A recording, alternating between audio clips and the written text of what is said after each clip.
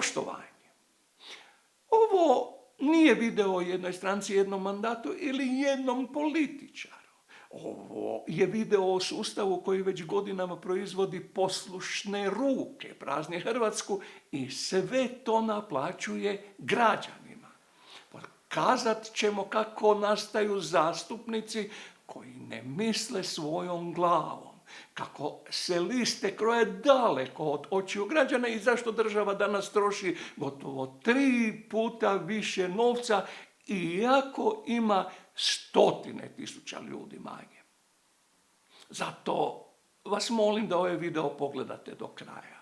Jer na kraju neće više biti pitanje tko je na vlasti. Pitanje će biti tko u vaše ime diže ruku dok Hrvatska nestaje. Pogledajmo gdje mi zapravo živimo. Rashodi proračuna Hrvatske države u posljednjih su 20 godina više nego utrostručeni. Državni proračun koji je 2006. godine predvidio gotovo 13 milijardi eura rashoda, za 2026. planira izdvojiti gotovo 40 milijardi eura. U tom razdoblju Hrvatska je izgubila oko 435.000 stanovnika s približno 4,31 milijuna 2006.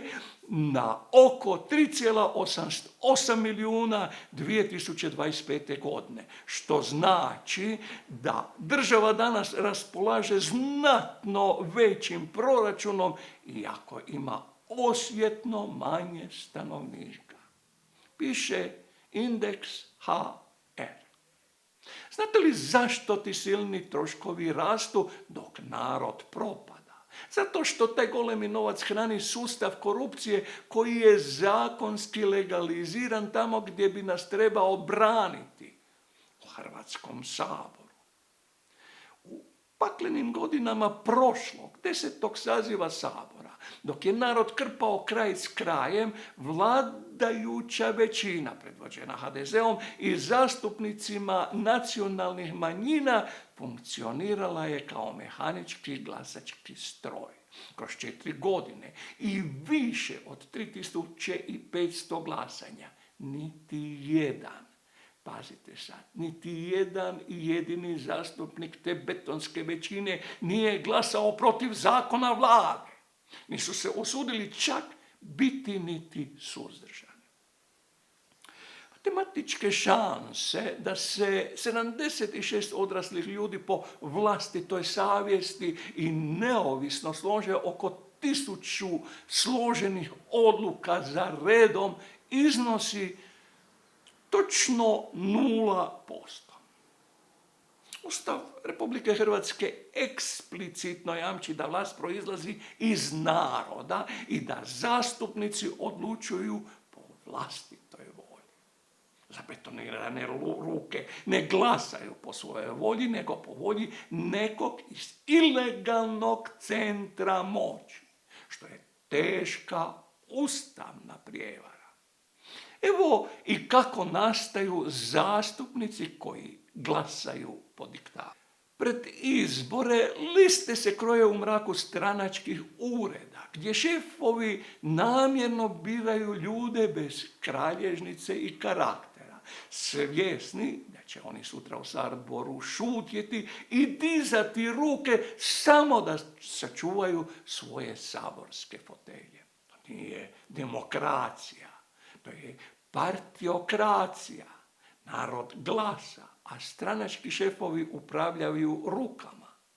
A kada se volja građana pretvori u poslušnost vrhu stranke, rezultat je uvijek isti. Zarobljena država. A kako to rade u ozbiljnoj Europi? U Njemačkoj zakon strogo zabranjuje šefovima stranaka da sami pišu liste. Tamo lokalno članstvo na terenu glasanjem bira tko će ih predstavljati. U Finskoj i Švedskoj liste su potpuno otvorene, a raspored zastupnika kroje isključivo glasovi građana, a ne volja stranačkog predsjednika. Tamo zastupnici važu interese naroda koji ih je izabrao. Pogledajte tu razliku u brojkama. Dok u razvijenim demokracijama poput Velike Britanije ili Sjedinjenih Američkih Država indeks stranačke poslušnosti redovito pada na 0,85 ili čak 0,70, jer zastupnici slobodno glasaju protiv vlastite stranke. Ako zakon šteti njihovoj regiji ili biračima, u Hrvatskoj to ne postoji. Naš indeks poslušnosti vladajuće većine od zastrašujućih 90,8% je matematička anomalija. To nije europska demokracija, to je sustav aklamacije, bliže parlamentarnoj praksi Sjeverne Koreje ili Kine. Znate li koliko nas koštaju te ruke bez glave? Svaki od njih s plaćom i svim povlasticama uzme preko 3500 eura mjesečno iz vašeg džepa. Za 76 ruku vladajuće većine kroz jedan mandat vi ste platili preko 12 milijuna eura. 12 milijuna eura vašeg novca za glasačke automate, čiji je jedini zadatak da u petak u podne stisnu gumb koji im je naredio stranački šef. U sabornici se međusobno oslovljavaju s poštovani kolega, a javno se zaklinju u domovinu, vjeru i narod. Ali kad šute pred nepravdom i dižu ruke po zapovjedi, njihova djela znači samo jedno.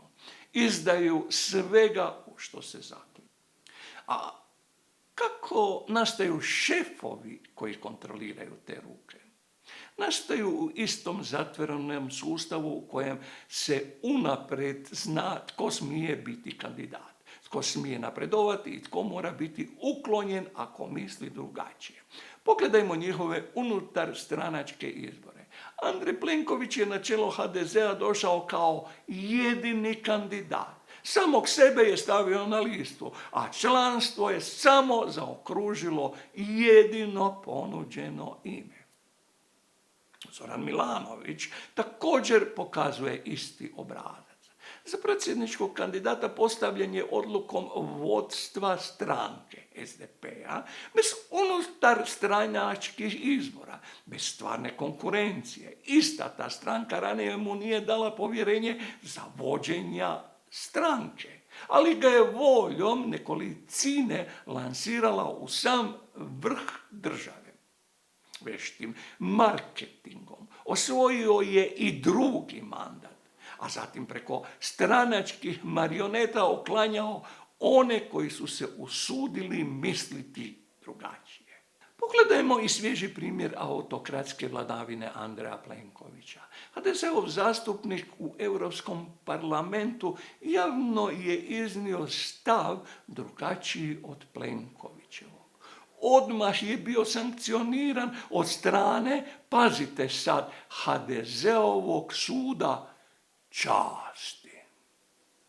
To je taj krug straha čistki koji uništava Hrvatsku. Autokrati na vrhu, bez stvarnog demokratskog legitimiteta, baze, provode čistke i cementiraju poslušnost.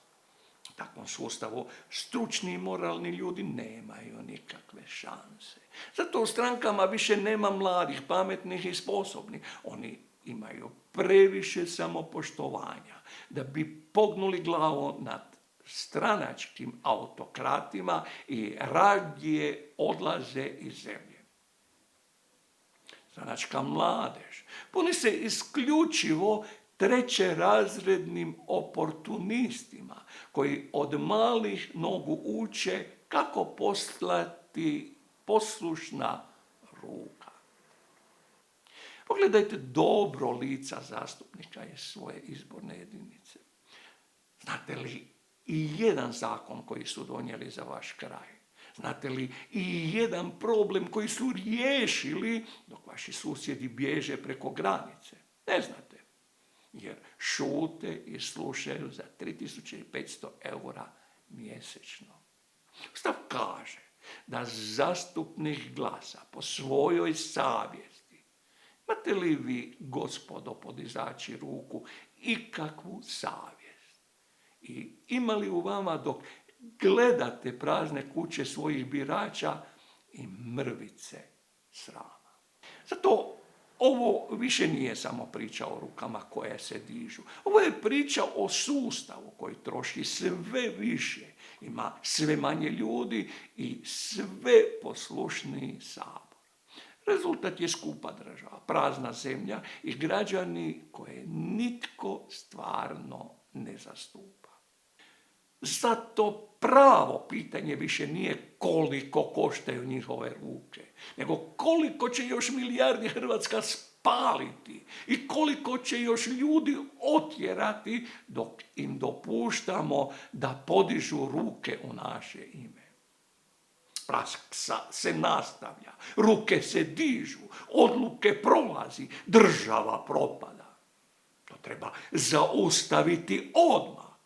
Odgovorne treba imenovati imenom i prezimenom. Treba napraviti liste srama, da svaki građanin zna tko je šutio, tko je dizao ruku i tko je svojim glasom sudjelovao u pražnjenju ove zemlje.